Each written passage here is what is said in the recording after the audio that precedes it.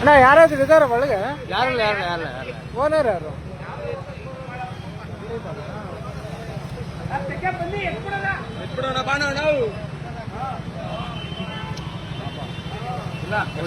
ಇಲ್ಲ ಅದೊಂಥರ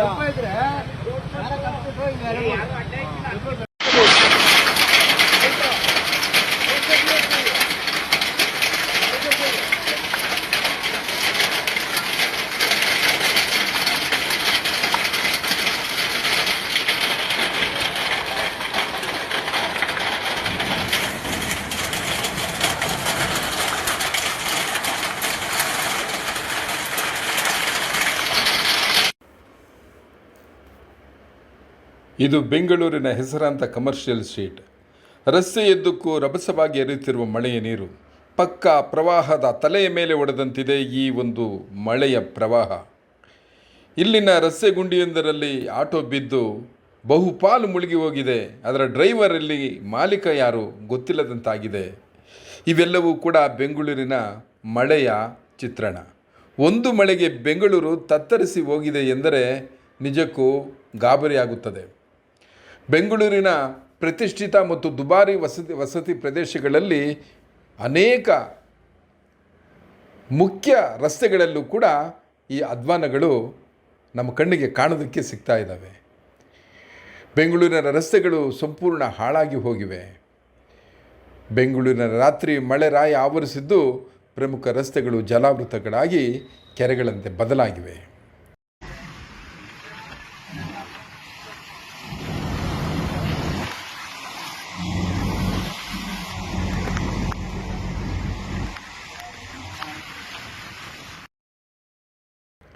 ಇದರಿಂದ ಭಾರೀ ಸಂಚಾರಿ ದಟ್ಟಣೆ ಉಂಟಾಗಿ ವಾಹನ ಸವಾರರು ಪರದಾಡಿದ್ದಾರೆ. ರಾಜರಾಜೇಶ್ವರಿ ನಗರದ ಮೈಸೂರು ರಸ್ತೆ ಜ್ಞಾನಭಾರತಿ ಮೆಟ್ರೋ ಬಳಿ ರಸ್ತೆಯಲ್ಲಿ ಭಾರೀ ಪ್ರಮಾಣದ ನೀರು ನಿಂತ ಹಿನ್ನೆಲೆಯಲ್ಲಿ ವಾಹನ ಸವಾರರು ತೊಂದರೆಯನ್ನು ಅನುಭವಿಸುವಂತಾಗಿದೆ. Town hall, Majestic, market, Vidhana Soudha, Rajarajeshwari Nagar, Jnanabharathi, Banashankari ಹೀಗೆ ಬೆಂಗಳೂರಿನ ಸುತ್ತಮುತ್ತ ಭಾರೀ ಮಳೆಯಾಗಿ ವಾಹನ ಸವಾರರು ಪರದಾಡಿದ್ದಾರೆ. ಬೆಂಗಳೂರಿನ ವೈಯಾಲಿಕಾವಲ್ ಹಾಗೂ ಮಹಾಲಕ್ಷ್ಮಿ ಲೇಔಟ್ನಲ್ಲಿ ತಡರಾತ್ರಿ ಸುರಿದ ಭಾರೀ ಮಳೆಯಿಂದಾಗಿ ಬೃಹತ್ ಮರಗಳು ಬುಡಮೇಲಾಗಿವೆ. ವೈಯಾಲಿಕಾವಲ್ ರಸ್ತೆಯಲ್ಲಿ ಮರ ಬಿದ್ದ ಪರಿಣಾಮ ವಿದ್ಯುತ್ ಕಂಬ ಮುರಿದು ಬಿದ್ದಿದ್ದು ದ್ವಿಚಕ್ರ ವಾಹನ ಒಂದು ಜಖಂಗೊಂಡಿದೆ. ಇತ್ತ ಮಹಾಲಕ್ಷ್ಮಿ ಲೇಔಟ್ನ ಪೈಪ್ಲೈನ್ ರಸ್ತೆಯಲ್ಲಿ ಬೃಹದಾಕಾರದ ಮರವೊಂದು ಉರುಳಿ ಬಿದ್ದಿದ್ದು ಅದರಡಿಯಲ್ಲಿ ಸಿಲುಕಿ 3 ಕಾಲುಗಳು ಸಂಪೂರ್ಣ ಜಖಂಗೊಂಡಿವೆ. ಇದು ಬೆಂಗಳೂರಿನ ಚಿತ್ರಣ. ಬೆಂಗಳೂರು ಎಂದರೆ ವಿಶ್ವಖ್ಯಾತಿ. ಇಂಥ ಉದ್ಯಾನ ನಗರಿ ಒಂದೇ ಒಂದು ಮಳೆಯನ್ನು ತಡೆಯಲಾರದೆ ಅರ್ಥಾತ್ ಸುಧಾರಿಸಲಾಗಂಥ ಪರಿಸ್ಥಿತಿ ಬಂದಿದೆ. ಇದಕ್ಕೆ ಹೊಣೆ ಯಾರು? ಇದಕ್ಕೆ ಕಾರಣ ಯಾರು? ಇದೆಲ್ಲವೂ ನಾವು ಕಾಣುತ್ತಿರುವ ಸರ್ಕಾರದ ವ್ಯವಸ್ಥೆಯ ಪಾಲಿನ ಕೈಗನ್ನಡಿಯೇ?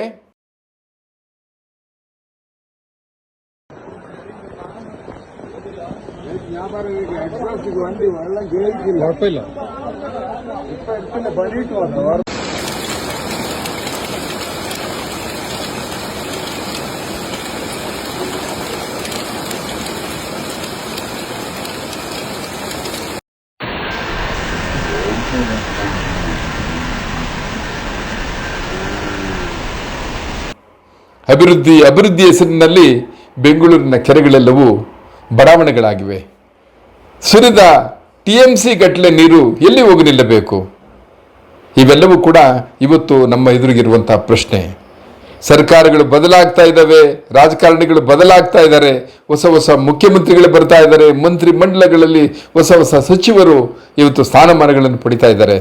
ಆದರೆ ಇವತ್ತು ನಮ್ಮ ಬೆಂಗಳೂರಿನ ಮಾತ್ರವಲ್ಲ ಅನೇಕ ನಗರಗಳ ಸುಧಾರಣೆ ಅಭಿವೃದ್ಧಿಯನ್ನು ಆಗಬೇಕಾಗಿದೆ.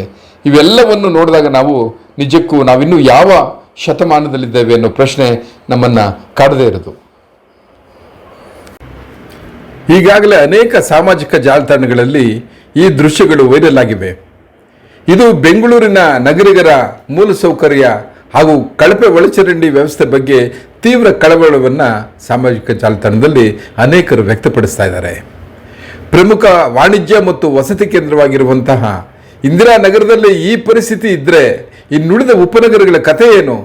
ಹಾಗಾದರೆ ಗ್ರೇಟರ್ ಬೆಂಗಳೂರು ಅಭಿವೃದ್ಧಿಯ ಪ್ರಾಧಿಕಾರದ ಬಗ್ಗೆ ಏನಾಗ್ಬೋದು ಅನ್ನೋ ಕಿಡಿಯನ್ನು ಕಾರ್ತಾ ಇದ್ದಾರೆ. ಕಳಪೆ ನಗರಾಭಿವೃದ್ಧಿ ಯೋಜನೆಗಳು ಕಸದ ರಾಶಿಯನ್ನು ಸರಿಯಾಗಿ ವಿಲೇವಾರಿ ಮಾಡದೇ ಇರೋದ್ರಿಂದ ಒಳಚರಂಡಿ ವ್ಯವಸ್ಥೆ ಸಂಪೂರ್ಣ ಬ್ಲಾಕ್ ಆಗಿದೆ. ಒಳಚರಂಡಿ ವ್ಯವಸ್ಥೆ ಬ್ಲಾಕ್ ಆಗಿರೋದ್ರಿಂದ ನೀರು ಸರಿಯಾಗಿ ಸರಾಗವಾಗಿ ಹರಿಯದೆ ಅದು ರಸ್ತೆಗಳಲ್ಲಿ ತುಂಬಿ ಪ್ರವಾಹಕ್ಕೆ ಇದು ಪ್ರಮುಖವಾದ ಕಾರಣ ಅಂತ ಇವತ್ತು ಎಲ್ಲರೂ ದೂರ್ತಾ ಇದ್ದಾರೆ. ಸಿಲಿಕಾನ್ ಸಿಟಿಯ ಐಷಾರಾಮಿ ಪ್ರದೇಶಗಳಲ್ಲೇ ಮಳೆ ನೀರು ಸರಾಗವಾಗಿ ಹರಿದು ಹೋಗಲು ಸೂಕ್ತ ವ್ಯವಸ್ಥೆ ಇಲ್ಲದೆ ಇರೋದು ಇವತ್ತು ನಾಗರಿಕರ ಆತಂಕವನ್ನು ಹೆಚ್ಚಿಸಿದೆ. ಇನ್ನೂ ಮುಂಗಾರು ಸರಿಯಾಗಿ ಕಾಲಿಟ್ಟಿಲ್ಲ. ಮುಂಗಾರು ಮುನ್ನವೇ ಬೆಂಗಳೂರಿನಲ್ಲಿ ಇಂಥ ಅವಾಂತರ ಸೃಷ್ಟಿಯಾಗಿದ್ದರೆ ಮುಂದಿನ ದಿನಗಳಲ್ಲಿ ನಗರದ ಪರಿಸ್ಥಿತಿ ಏನು ಎಂಬುದರ ಬಗ್ಗೆ ನೆಟ್ಟಿಗರು ತಮ್ಮ ಅಭಿಪ್ರಾಯವನ್ನು ವ್ಯಕ್ತಪಡಿಸ್ತಾ ಇದ್ದಾರೆ.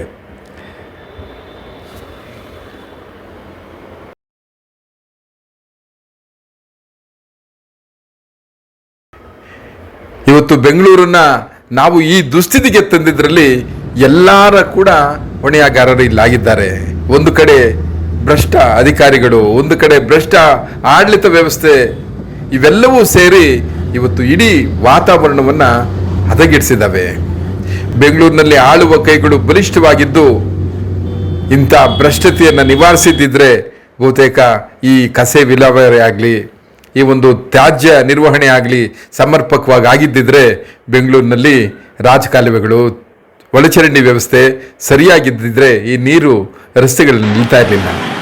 ಅದಷ್ಟೇ ಅಲ್ಲದೆ ಇವತ್ತು ಕೆರೆಗಳು ಬೆಂಗಳೂರಿಗೆ ಬೆಂಗಳೂರೇ ಕೆರೆಗಳಾಗಿದ್ವು. ಸಾವಿರಾರು ಕೆರೆಗಳು ಬೆಂಗಳೂರಿನಲ್ಲಿದ್ವು. ಆದರೆ ಇವತ್ತು ಕೆರೆಗಳನ್ನು ನಾವು ಹುಡುಕುವಂತಾಗಿದೆ. ಬೆರಳೆಣಿಕೆ ಕೆರೆಗಳು ಮಾತ್ರ ನಾವು ಬೆಂಗಳೂರಿನಲ್ಲಿ ಉಳಿಸ್ಕೊಂಡಿದ್ದೀವಿ. ಇವತ್ತು ಈಗ ಹರಿತಾ ಇರುವಂಥ ಈ ಪ್ರವಾಹದ ರೀತಿಯ ಮಳೆಯ ನೀರನ್ನು ತುಂಬಿಸೋದಕ್ಕೆ ನಮಗೆ ಕೆರೆಗಳು ಬೇಕಾಗಿದೆ.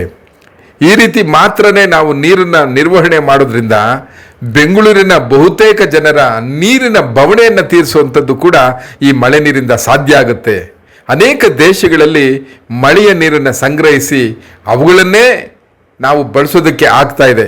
ಇವತ್ತು ಭಾರತದಲ್ಲೂ ಕರ್ನಾಟಕದಲ್ಲೂ ಅದೇ ಆಗ್ತಾ ಇದೆ. ಕಾವೇರಿ ಜಲಾನಯನ ಪ್ರದೇಶದಲ್ಲೇ ಇರೋದ ನೀರನ್ನು ಇವತ್ತು ನಾವೆಲ್ಲರೂ ಕುಡಿಯುವಂಥ ಪರಿಸ್ಥಿತಿಗೆ ಬಂದಿದ್ದೀವಿ. ಈ ಬೆಂಗಳೂರಿನ ನೀರನ್ನು ಕೂಡ ಸಂಸ್ಕರಿಸಿ ಶುದ್ಧೀಕರಿಸಿ ಅವುಗಳನ್ನು ಕೂಡ ನಮ್ಮ ಬಾಯಾರಿಕೆಗೆ, ಬವಣೆಗೆ, ಬದುಕಿಗೆ ಅದನ್ನು ಅಳವಡಿಸೋಕ್ಕೆ ಸಾಧ್ಯನಾ ಅಂತ ಯೋಚನೆ ಮಾಡಬೇಕಾದ ಪರಿಸ್ಥಿತಿ ಇವತ್ತಿಗೆ ಬಂದಿದೆ. ಈ ಬಗ್ಗೆ ಆಳುವ ಸರ್ಕಾರ ಆಲೋಚನೆ ಮಾಡದೆ ಹೋದರೆ ಮುಂದೆ ಇನ್ನಷ್ಟು ಅವಧ್ವಾನಗಳಿಗೆ ನಾವು ಸಾಕ್ಷಿ ಆಗಬೇಕಾಗುತ್ತೆ. ರಾಜಧಾರಿ ಟಿವಿ, ಅಡೆತಡೆ ಇಲ್ಲದ ಪ್ರಜಾದಾರಿ.